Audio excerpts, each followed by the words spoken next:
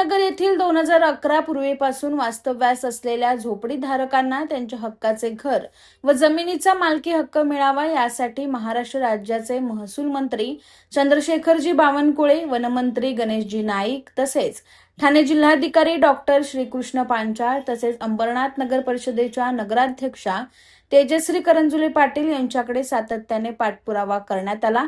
भाजपा शक्ती केंद्र प्रमुख स्वप्नाली शिंदे, भाजपा गटनेते अभिजित करंजुले पाटील आणि नगराध्यक्षा तेजश्री करंजुले यांनी प्रत्यक्ष दोन्ही मंत्री आणि ठाणे जिल्हाधिकारी महोदयांची भेट घेऊन महालक्ष्मीनगरच्या रहिवाशांची बाजू मांडली।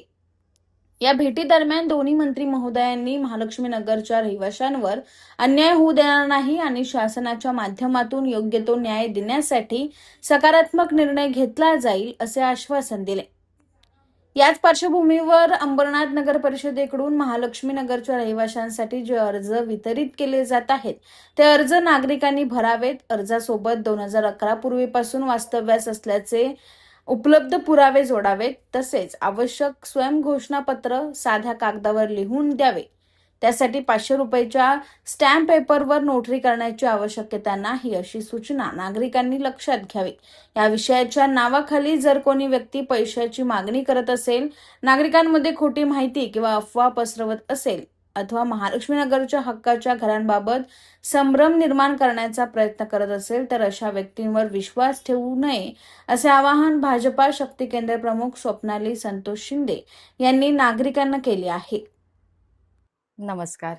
महालक्ष्मीनगर जे हक्काची घरं आहेत त्याचा पाठपुरावा सतत आम्ही करत आहोत। आपल्या नगराध्यक्षा तेजस्वीताई करंजुळे यांच्या विचाराने आणि आपले गटनेते अभिजित करंजुळे साहेब यांच्या मार्गदर्शनाखाली हा पाठपुरावा सतत चालू आहे। आताच काही दिवसापूर्वी आम्ही वन विभाग आपले गणेश नाईक साहेब यांच्याशी भेट घेतलेली आहे। महसूल मंत्री आपले चंद्रशेखर बावनकुळे साहेबांची भेट घेतलेली आहे।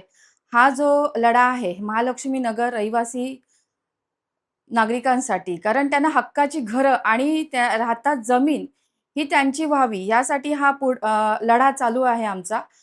तर मी नागरिकांना सांगू इच्छिते की जे अर्ज आहेत जे आम्ही तुम्हाला दिलेत ते भरून तुम्ही पालिकेला द्या।